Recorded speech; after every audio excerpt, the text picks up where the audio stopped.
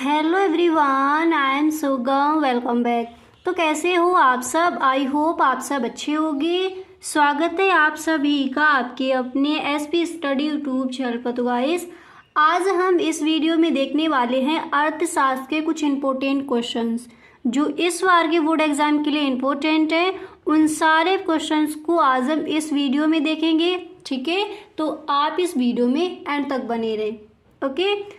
तो यहाँ पर जो आपका पहला प्रश्न है आप देख सकते हो। फर्स्ट प्रश्न लिया है कि बजट क्या है।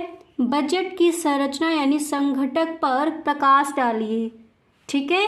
इस प्रश्न के आंसर को देखेंगे और ये जो क्वेश्चन है ये आपका प्रश्न कई बार बोर्ड एग्जाम में आस्क भी किया गया है, ठीक है? तो बजट क्या है, बजट की संरचना पर प्रकाश डालिए, ठीक है? तो जब आप इसका आंसर लिखोगे तो सबसे पहले फर्स्ट हेडिंग आपको डालनी है बजट। इसके बाद आप लिखोगे, बजट हेडिंग डालने के बाद आपको लिखना है कि बजट एक विस्तृत आर्थिक विवरण है, ठीक है? जिसमें सरकार के एक वित्तीय वर्ष यानी 1 अप्रैल से 31 मार्च के लिए अनुमानित आय व्यय का ब्यौरा होता है। इसमें निश्चित उद्देश्यों को प्राप्त करने के लिए सरकार द्वारा अपनाई जाने वाली नीति सम्मिलित रहती है, ठीक है? बजट क्या है एक बार दोबारा से देख लीजिए, ठीक है?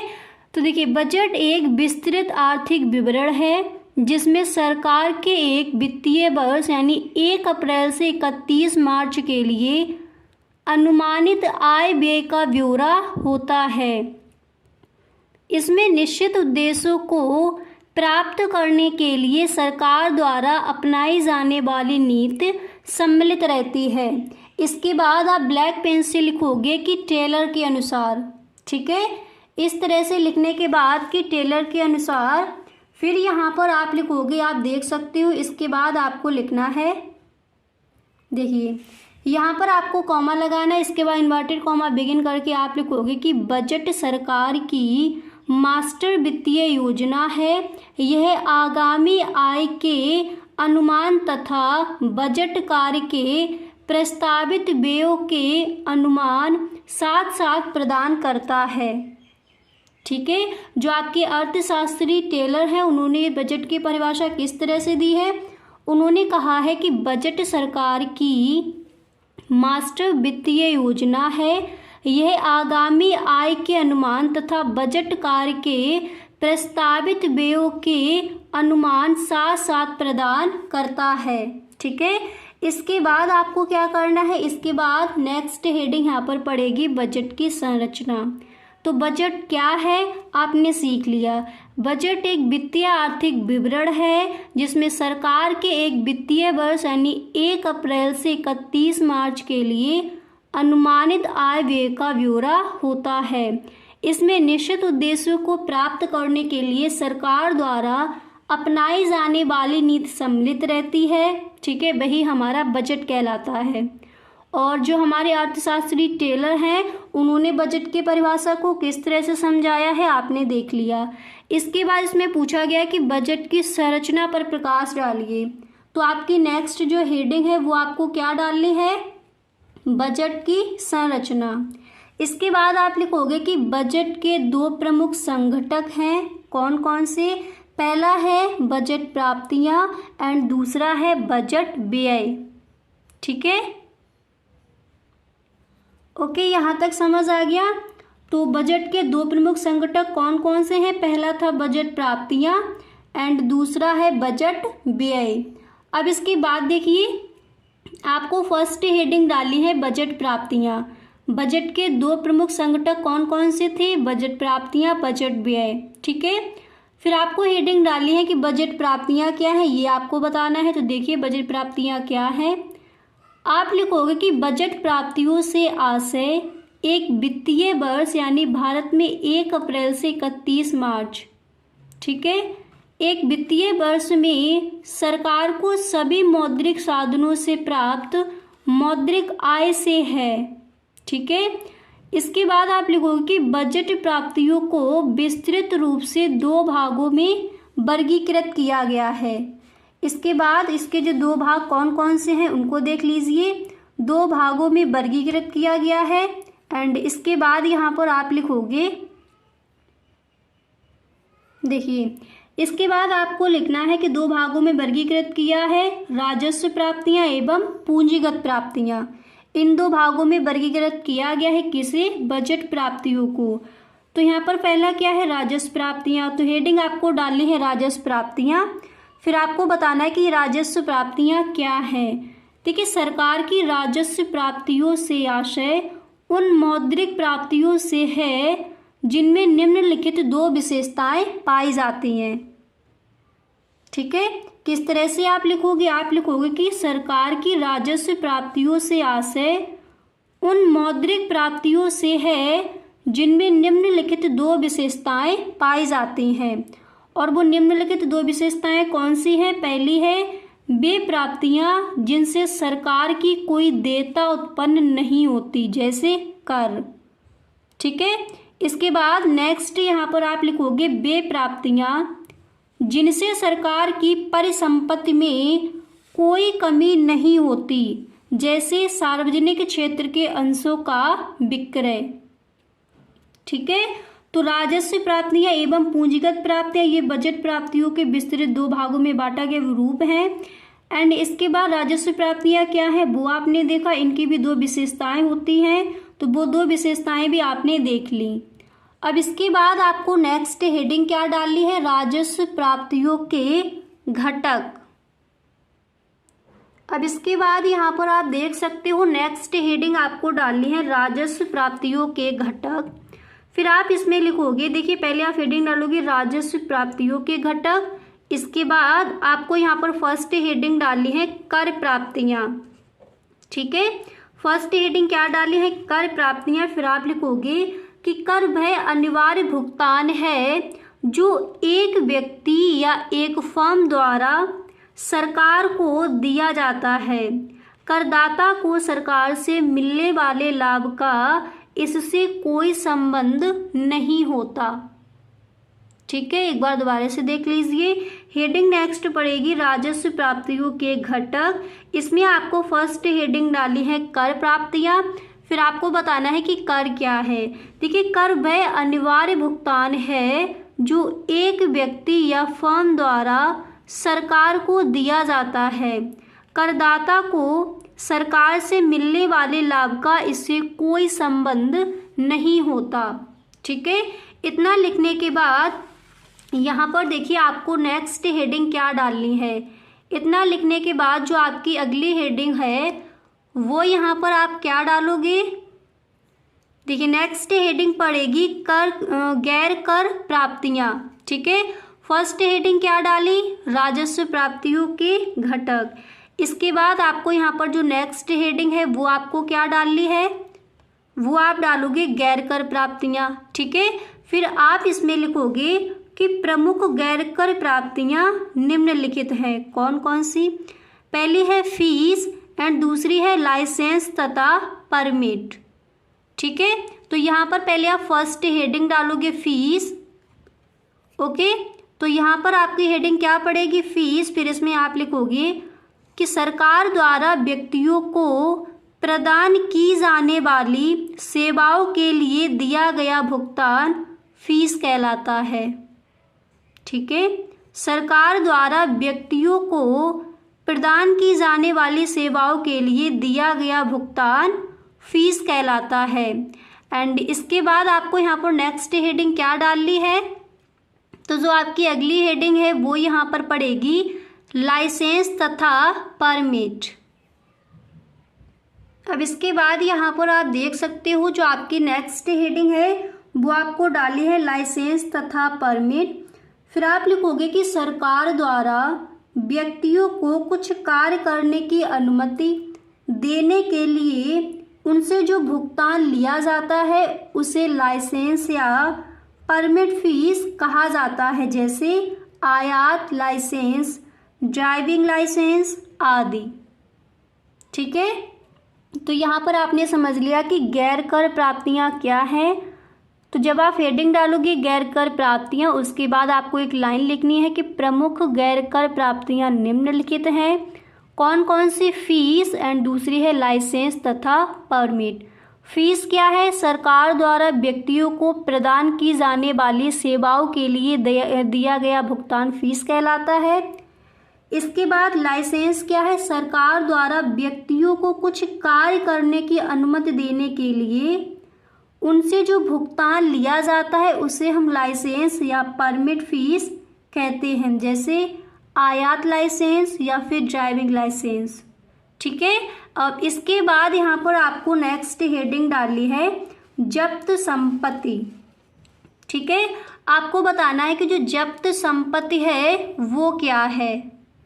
तो यहाँ पर देखिए जब्त संपत्ति क्या है, दूसरी हेडिंग डालने के बाद फिर आप लिखोगे यह आय सरकार को उन लोगों की संपत्ति से प्राप्त होती है जिनकी मृत्यु बिना किसी कानूनी उत्तराधिकारी को नियुक्त किए हो जाती है, उसे हम कहते हैं जब्त संपत्ति। ठीक है, एक बार दोबारा से देख लीजिए जब्त संपत्ति क्या है। देखिए यह आय सरकार को उन लोगों की संपत्ति से प्राप्त होती है जिनकी मृत्यु बिना किसी कानूनी उत्तराधिकारी को नियुक्त किए हो जाती है, उसे हम कहते हैं जब्त संपत्ति। तो आई होप आपने इस प्रश्न का आंसर अच्छे से तैयार कर लिया होगा कि बजट क्या है। बजट की संरचना पर प्रकाश डालिए। तो इस तरह से आप इस प्रश्न का आंसर लिखकर आओगे। क्लियर। अब इसके बाद यहाँ पर देख लीजिए जो आपका अगला प्रश्न है वो क्या दिया गया है। नेक्स्ट क्वेश्चन यहाँ पर क्या है। अब इसके बाद यहाँ पर आप देख सकते हो जो आपका अगला प्रश्न है वो दिया गया है कि भारतीय रिजर्व बैंक की साख नियंत्रण रीतियों की विवेचना कीजिए। अब देखिए ये जो आपका क्वेश्चन है आप पेपर उठाकर देखना, कई बार पूछा गया है बोर्ड एग्जाम में विस्तृत उत्तरीय प्रश्न में। ठीक है, ये आपके विस्तृत उत्तरीय प्रश्न हैं। ओके, अतलग उत्तरीय प्रश्न और लघु उत्तरीय प्रश्न इस बार के बोर्ड एग्जाम के लिए कौन कौन से इंपॉर्टेंट है उस पर डिस्कस हम कर चुके हैं। अगर आपने वो वीडियो नहीं देखा है तो डिस्क्रिप्शन बॉक्स में आपको लिंक मिल जाएगा, नहीं तो आप प्लेलिस्ट चेक कर सकते हो। ठीक है, तो क्वेश्चन क्या है कि भारतीय रिजर्व बैंक की साख नियंत्रण रीतियों की विवेचना कीजिए। तो जब आप इस प्रश्न का आंसर लिखोगे तो सबसे पहले यहाँ पर फर्स्ट हेडिंग आपकी पड़ेगी भारतीय रिजर्व बैंक द्वारा साख नियंत्रण। ठीक है, फिर आप लिखोगे कि रिजर्व बैंक साख के नियंत्रण एवं नियमन हेतु दो प्रकार के साधनों का प्रयोग करता है। कौन कौन से? पहला है मात्रात्मक साख नियंत्रण एंड दूसरा है गुणात्मक साख नियंत्रण। ठीक है, फर्स्ट हेडिंग क्या डालोगे दोबारा से देखिए, आपको फर्स्ट हेडिंग यहाँ पर डालनी होगी भारतीय रिजर्व बैंक द्वारा साख नियंत्रण। फिर आप इसमें लिखोगे कि रिजर्व बैंक साख के नियंत्रण एवं नियमन हेतु दो प्रकार के साधनों का प्रयोग करता है। वो दो प्रकार कौन कौन से हैं? पहला है मात्रात्मक साख नियंत्रण एंड दूसरा है गुणात्मक साख नियंत्रण। तो फर्स्ट हेडिंग आप क्या डालोगे? मात्रात्मक साख नियंत्रण। फिर आप इसमें लिखोगे कि मुद्रा की मात्रा को नियंत्रित करने के प्रमुख उपाय निम्नलिखित हैं। ठीक है, इस तरह से लिखने के बाद फर्स्ट हेडिंग क्या पड़ेगी? मात्रात्मक साख नियंत्रण। फिर आप लिखोगे कि मुद्रा की मात्रा को नियंत्रित करने के लिए प्रमुख उपाय निम्नलिखित हैं। फिर वो कौन कौन से उपाय हैं वो आपको पॉइंट बाय पॉइंट बताने हैं। अब इसके बाद यहाँ पर आप देख सकते हो, यहाँ पर आप फर्स्ट हेडिंग डालोगे बैंक दर में परिवर्तन। ठीक है, क्या हेडिंग पड़ेगी? बैंक दर में परिवर्तन। फिर आप इसमें लिखोगे कि बैंक दर वह दर है जिस पर केंद्रीय बैंक व्यापारिक बैंकों को प्रथम श्रेणी की प्रतिभूतियों पर ऋण सुविधाएं प्रदान करता है। ठीक है, इसके बाद आपको लिखना है कि सामान्यतः जब देश में मुद्रा प्रसार की स्थिति होती है तो बैंक दर में वृद्धि की जाती है। ठीक है, हेडिंग क्या डालनी है? बैंक दर में परिवर्तन। फिर आपको लिखना है कि बैंक दर वह दर है जिस पर केंद्रीय बैंक व्यापारिक बैंकों को प्रथम श्रेणी की प्रतिभूतियों पर ऋण सुविधाएं प्रदान करता है। इसके बाद आप लिखोगे सामान्यतः जब देश में मुद्रा प्रसार की स्थिति होती है तो बैंक दर में वृद्धि की जाती है। इसके बाद आपको लिखना है और जब मुद्रा संकुचन की स्थिति होती है तो बैंक दर में कमी हो जाती है। ठीक है, इस तरह से आप बैंक दर में परिवर्तन हेडिंग डालने के बाद आपको इस तरह से लिखना है। अब इसके बाद यहाँ पर नेक्स्ट हेडिंग आप डालोगे। अब इसके बाद यहाँ पर आप देख सकते हो जो आपकी नेक्स्ट हेडिंग है वो आपको क्या डालनी है। देखिए अगली हेडिंग यहाँ पर आप डालोगे कि खुले बाजार की क्रियाएं। फिर यहाँ पर आप लिखोगे कि खुले बाजार की क्रियाएं से आशय क्रियाओं यहाँ पर लिखने रहा। खुले बाजार की क्रियाओं से आशय केंद्रीय बैंक द्वारा बाजार में प्रतिभूतियों, ऋण पत्रों तथा बिलों के क्रय विक्रय से है। ठीक है, इतना लिखने के बाद फिर आप यहाँ पर लिखोगे कि केंद्रीय बैंक द्वारा प्रतिभूतियों को बेचने से बाजार में मुद्रा की मात्रा कम हो जाती है। ठीक है, बाजार में मुद्रा की मात्रा कम हो जाती है। इसके बाद आपको लिखना है, इसके बाद आप लिखोगे जिससे साख का संतुलन होता है और प्रतिभूतियों के खरीदे जाने से बाजार में मुद्रा की मात्रा बढ़ती है तथा साख का विस्तार हो जाता है। ठीक है, अब यहाँ पर एक बार आप दोबारा से देख लीजिए किस तरह से आपको लिखना है। ओके, तो आप हेडिंग डालोगे खुले बाजार की क्रियाएं। फिर आप लिखोगे कि खुले बाजार की क्रियाओं से आशय केंद्रीय बैंक द्वारा बाजार में प्रतिभूतियों का, ऋण पत्रों तथा बिलों के क्रय विक्रय से है। इसके बाद आपको लिखना है कि केंद्रीय बैंक द्वारा प्रतिभूतियों को बेचने से बाजार में मुद्रा की मात्रा कम हो जाती है। इसके बाद आप लिखोगे जिससे साख का संतुलन होता है और प्रतिभूतियों के खरीदे जाने से बाजार में मुद्रा की मात्रा बढ़ती है तथा साख का विस्तार हो जाता है। तो खुले बाजार की क्रियाएं हेडिंग डालने के बाद आप इस तरह से लिख कर आओगे। क्लियर। अब इसके बाद यहाँ पर नेक्स्ट हेडिंग देखते हैं। अब देखिए ये है आपका विस्तृत उत्तरीय प्रश्न, तो आपको थोड़ा बड़ा चढ़ाकर ही लिखना है। ठीक है, लघु उत्तरीय प्रश्न और विस्तृत उत्तरीय प्रश्न जितने भी आप याद करो तो उनको थोड़ा बड़ा चढ़ा के आपको याद करना है। क्लियर। अब इसके बाद नेक्स्ट हेडिंग देखते हैं। इसके बाद यहाँ पर आप देख सकते हो जो आपकी नेक्स्ट हेडिंग है वो आपको क्या डालनी है, वैधानिक तरल कोषानुपात। ठीक है, नेक्स्ट हेडिंग क्या पड़ेगी, वैधानिक तरल कोषानुपात। फिर आप लिखोगे कि बैंकिंग नियमन अधिनियम 1949 की धारा 24 के अंतर्गत यह व्यवस्था की गई है कि भारत में कार्य करने वाले बैंक को अपनी कुल जमा राशि का कम से कम 25% भाग तरल कोषों के रूप में तथा शेष स्वयं अनुमोदित प्रतिभूतियों के रूप में रखना अनिवार्य है।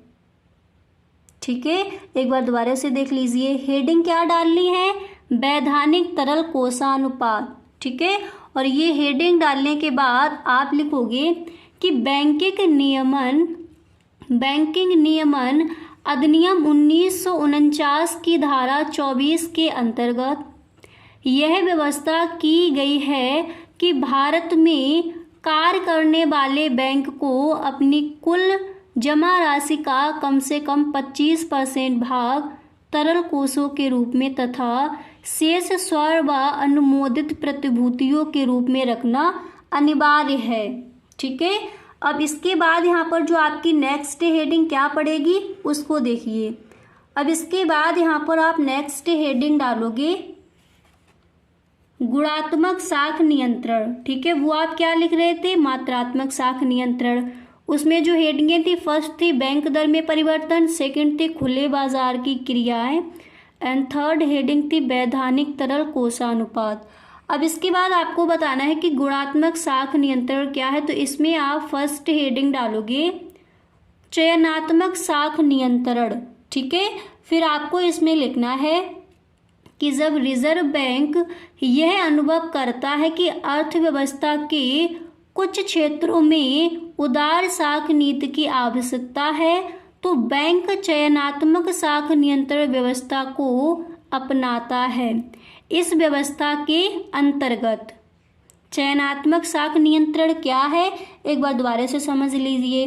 देखिए, जब रिजर्व बैंक यह अनुभव करता है कि अर्थव्यवस्था के कुछ क्षेत्रों में उदार साख नीति की आवश्यकता है तो बैंक चयनात्मक साख नियंत्रण व्यवस्था को अपनाता है इस व्यवस्था के अंतर्गत, ठीक है।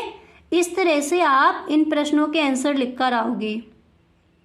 क्लियर? तो गाइस आज के लिए बस इतना ही। अब मिलते हैं नेक्स्ट वीडियो में। अगर सच में आपको वीडियो पसंद आया है तो please tell me in the comment box, okay. और सच में अगर वीडियो अच्छा लगा है तो आप इस वीडियो को एक लाइक